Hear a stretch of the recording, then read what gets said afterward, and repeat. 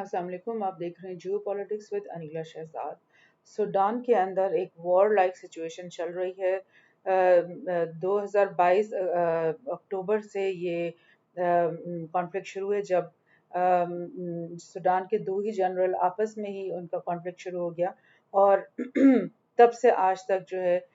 جو سوڈان کا ملک ہے وہ ایک طرح سے دو حصوں میں ڈیوائڈ ہوا ہوا ہے، اور یہ دونوں جنرلز آپس میں جنگ و جدل میں مصروف ہیں۔ لیکن اس میں افریقن یونین کا کیا کردار ہے، اس کے بارے میں اب جو ایک نئی ڈیولپمنٹ سامنے آئی ہیں وہ میں آپ کے ساتھ شیئر کرنا چاہتی ہوں۔ پہلے تو میں آپ کو بتا دوں کہ جنرل حمیتی اور جنرل برہان یہ دونوں جنرلز ہیں جو اس وقت سوڈان کے اندر دو کیمپس میں ڈیوائڈ ہو کر اور ایک دوسرے سے لڑ رہے ہیں۔ جو جنرل برہان ہے، جو آپ کو یہ رائٹ سائڈ پہ دکھائی دے رہے ہیں، یہ تو سوڈان کی جو ریگولر آرمی ہے اس کے چیف ہیں، لہٰذا وہ ان کا ایک لائک آفیشیل قسم کا کردار ہے۔ لیکن یہ جو جنرل حمیتی ہیں، یہ جو RSF ریپڈ سپورٹ فورس تھی، اس کے یہ چیف اس کو یہ مطلب لیڈ کرتے ہیں، اور وہ actually under the regular army ایک سب یونٹ ہے، یہ سب بٹالین یا جو بھی آپ کہہ لیں وہ ہے۔ مگر حمیتی نے یہ ڈیسائیڈ کیا کہ میں اپنے آپ کے اندر اتنا پاورفل ہوں کہ میں برہان کے ساتھ پنگا لے سکتا ہوں، یہ لڑائی موڑ لے سکتا ہوں، لہٰذا اس نے تقریباً سال سوا سال سے یہ جنگ شروع کر رکھی ہے سوڈان کے اندر۔ اب اس وقت کیا ہوا ہے کہ تقریباً 7,000 جو ریگولر آرمی کے فوجی ہیں وہ ہلاک پذیر ہو چکے ہیں، اور اس موقع پہ سوڈان کے جو آرمی چیف ہیں برہان، یعنی کہ انہوں نے افریقن یونین کو جو ہے ذرا برا بھلا کہا ہے، اور انہوں نے کہا کہ یہ افریقن یونین جو ہے یہ انوالو ہو رہی ہے اس ہماری اس کے اندر وار کے اندر، اور اس میں جو ہے ہمیں بہت ایشو ہے، اور یہ جس طریقے سے یہ لوگ ڈیلنگ کر رہے ہیں وہ بالکل غلط ہے۔ برہان یہ کہہ رہا ہے کہ یہ ان کو باز آ جانا چاہیے۔ تو میں افریقن یونین کے بارے میں آپ کو تھوڑا سا بتانا چاہ رہی ہوں کہ اس کا کیا سچویشن ہے۔ یہ میں نے آپ کو ایک رپورٹ CRSR کی رپورٹ میں سے ایک یہ بات شیئر کرنا چاہ رہی ہوں کہ جو افریقن یونین ہے یہ ڈائریکٹ US ایڈ سے چلتی ہے، یعنی اگر آپ کا ادارہ جو ہے کسی ایک سپانسر کی ایڈ سے ہی چل رہا ہے تو پھر ڈیفینیٹلی آپ کا ادارہ بالکل اسی کی ڈکٹیشن کے اوپر چلے گا جو کہ آپ کو سپانسر کر رہا ہے، جو کہ آپ کو ایڈ دے رہا ہے۔ سو یہ چیز ایک بہت امپورٹنٹ ہے کہ افریقن یونین بظاہر تو ایسا لگتا ہے کہ افریقن اسٹیٹس کا ایک یونین ہے اور ایک ایسا ادارہ ہے جو افریقہ کی انٹرسٹ اور افریقہ کی کنٹریز کے جو ممبرز ہیں ان کے انٹرسٹ کو سیف گارڈ کرنے کے لیے بنا ہے، لیکن یہ حقیقت نہیں ہے، بلکہ حقیقت یہ ہے کہ یہ ایک ایسا ادارہ ہے جو کہ US کی ایڈ سے چلتا ہے، US کے اسپانسرشپ سے چلتا ہے، لہٰذا اس کی ساری وہی عمل دخل اس کا ہوتا ہے جو کہ US اور اس کے ایلائز جو یورپین اس کے ایلائز ہیں ان کے انٹرسٹ کی بات ہوتی ہے، اس کے اوپر یہ قائم رہتا ہے۔ اس کا میں آپ کو ایک اور اگزامپل بتا دوں، جیسے یہ نائجر میں ہوا تھا جولائی کے مہینے میں اسی سال، اس وقت کی یہ میں آپ کو خبر شیئر کر رہی ہوں کہ افریقن یونین اور EU اب پریشر آن نائجر کو لیڈرز، یعنی نائجر کی جو کو ہوئی تھی وہاں کی ملٹری جنتا نے وہ کو کروائی تھی، اور کو کروانے کے فوراً بعد جب وہ پاور میں آئی وہ جنتا، تو انہوں نے بولا کہ جو فرانس کے اور US کے جتنے بھی یہاں پر فوجی ہیں وہ ہمارے ملک سے نکل جائیں، لیکن افریقن یونین اور EU یورپین یونین ان دونوں نے بہت زیادہ پریشر ڈالا۔ ایک تو میکرون نے منع کر دی کہ میں تو نہیں نکلوں گا، تم لوگ جو ہے واپس اپنے پرانے لیڈر کو لے کر آؤ، اور جو ہے افریقن یونین نے بھی انہی کے اسی پریشر میں اسی طرح کا پریشر نائجر کے اوپر رکھا۔ دیٹ مینس کہ افریقن یونین بالکل وہی انٹرسٹ جو ہے وہ سیف گارڈ کر رہی ہے جو کہ US کا انٹرسٹ ہے، جو کہ یورپین یونین کا انٹرسٹ ہے، جو کہ فرانس کا انٹرسٹ ہے ان ممالک کے اندر۔ African Union demanded Niger military return to their barracks and restore constitutional authority within 15 days as the EU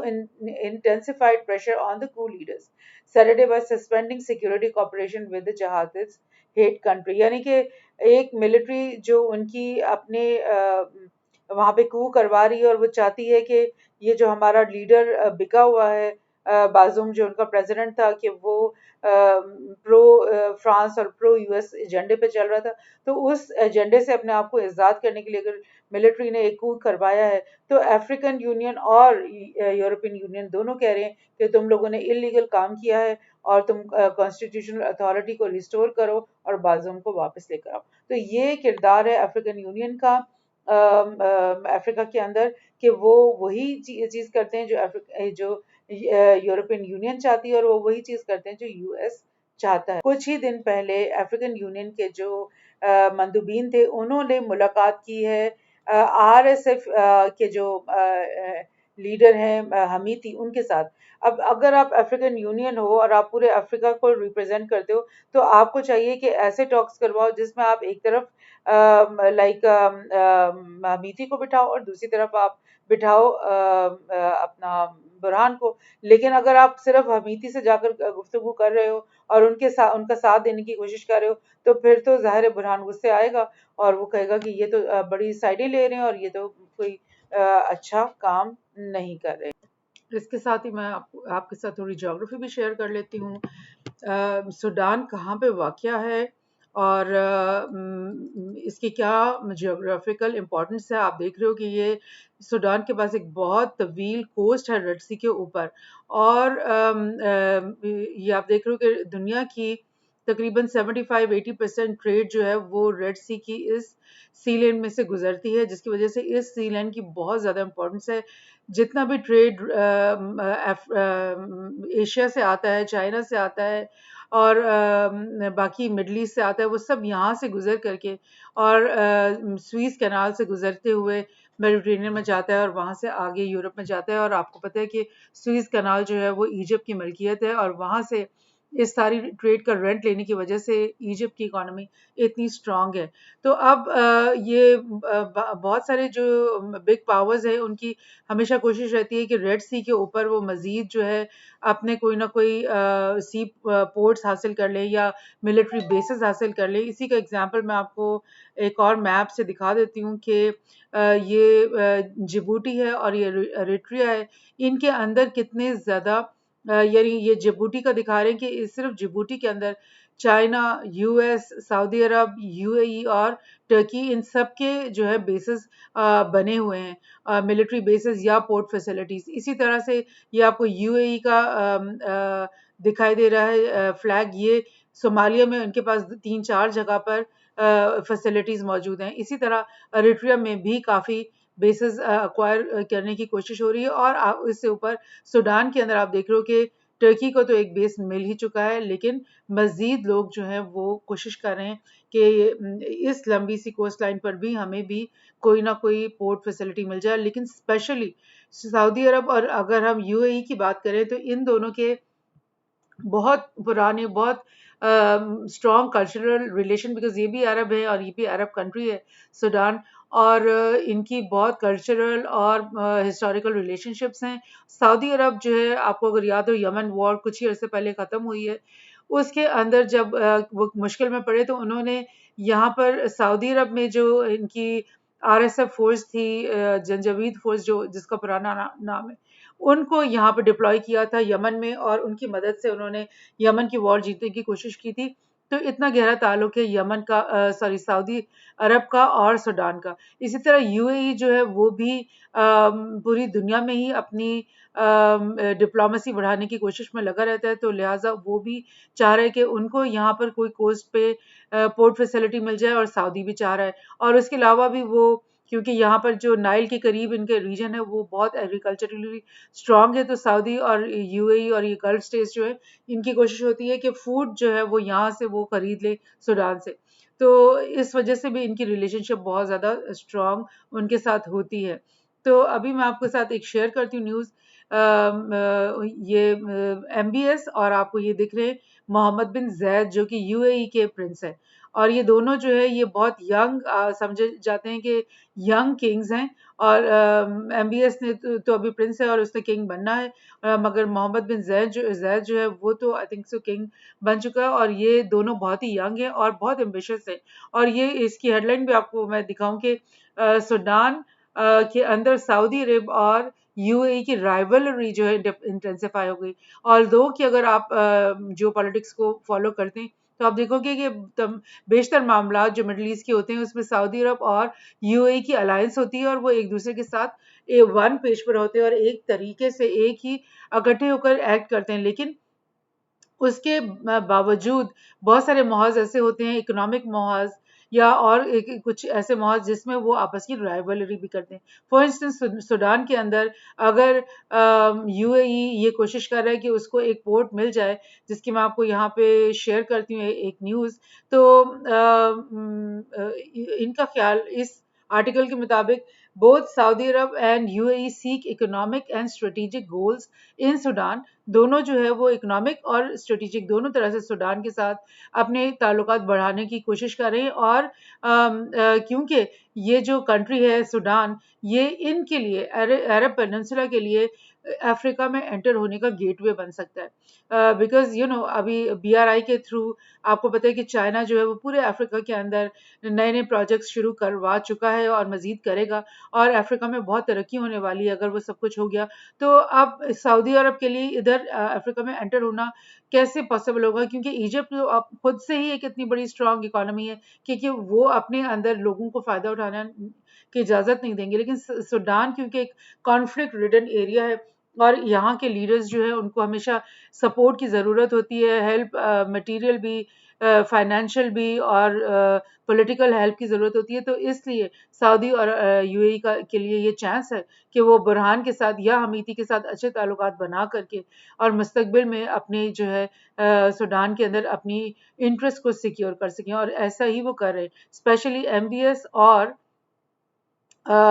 जो मोहम्मद बिन जैद जो प्रेसिडेंट हैं यूएई के, और जो एमबीएस है प्रिंस, वो और प्राइम मिनिस्टर, तो ये दोनों जो है ये मिडिल ईस्ट के अंदर और उससे बाहर दुनिया भर में एक दूसरे के साथ कंपटीशन में लगे हुए हैं। जैसे कि जो भी दुनिया में यानी अपॉर्चुनिटीज निकलती आ रही हैं पॉलिटिक्स की वजह से, इकोनॉमिक रिसेशन की वजह से, वो वहाँ बढ़ चढ़ के उसका फायदा उठाएं। तो ऐसा हो रहा है। और एक और इस तरह की न्यूज़ मैं आपसे शेयर करती हूँ कि UAE is going to build Red Sea port in Sudan. ये जून में ये खबर निकली थी और उस वक्त ये मैं आपको बताऊं कि रेड सी में उनको एक पोर्ट मिल रहा है। और उस वक्त खर्तूम के अंदर जो मिलिट्री जुंता थी यानी बुरहान के साथ इन लोगों का $6 बिलियन की इन्वेस्टमेंट पैकेज का फाइनलाइज हुआ था। और सूडान की जो डीएएल ग्रुप है और जो ये अपना यूएई का जो एक ग्रुप है, उन दोनों के बीच में ये डील तय पाई थी। और interest UAE has increased its presence in Red Sea and Indian Ocean area with ports and military bases in Yemen and the Horn of Africa। जैसे मैंने आपको अभी एक मैप दिखाया कि UAE ने यमन में भी कुछ बेसेस हासिल किए हुए हैं, सोमालिया के अंदर भी उन्होंने जिसको हॉर्न ऑफ अफ्रीका कहते हैं वहां पर भी 3-4 बेसेस हासिल किए हुए हैं। और अब वो कोशिश में पूरी है कि रेड सी के ऊपर सूडान के अंदर भी ये पोर्ट हासिल कर ली, जिसका उन्होंने कॉन्ट्रैक्ट भी कर लिया। सो ये चीज़ हो रही है। सूडान जो है बज़ाहिर तो लगता है कि एक भुलाया हुआ कंट्री है, अफ्रीकन स्टेट है, इसकी कोई इम्पोर्टेंस नहीं है, लेकिन ये इस वक्त एक दुनिया में जियो पोलिटिकल वॉरफेयर का जो है वो प्लेटफॉर्म बना हुआ है। और बहुत इंटरेस्ट जो है यूएस के भी इंटरेस्ट, यूरोप के इंटरेस्ट, मिडल ईस्ट के इंटरेस्ट और चाइना के और रशिया के, तमाम के जो इंटरेस्ट है यहाँ पर एक चेस बोर्ड बना हुआ है जिसमें ये सब एक्शंस हो रहे हैं, एक्ट्स हो रहे हैं। और इसीलिए डर लगा रहता है कि शायद ये जो कॉन्फ्लिक्ट है जल्दी ख़त्म ना हो। बहरहाल उम्मीद करते हैं कि ये सारे ग्लोबल पावर्स जो है ये कुछ ऐसा करें कि सूडान के अंदर ये कॉन्फ्लिक्ट जो है ये ख़त्म हो और यहाँ पर एक इंडिपेंडेंट सॉवरन और मुकम्मल तौर पे खुद मुख्तार गवर्नमेंट खर्तूम के अंदर कायम हो जाए जल्द से जल्द। Thank you.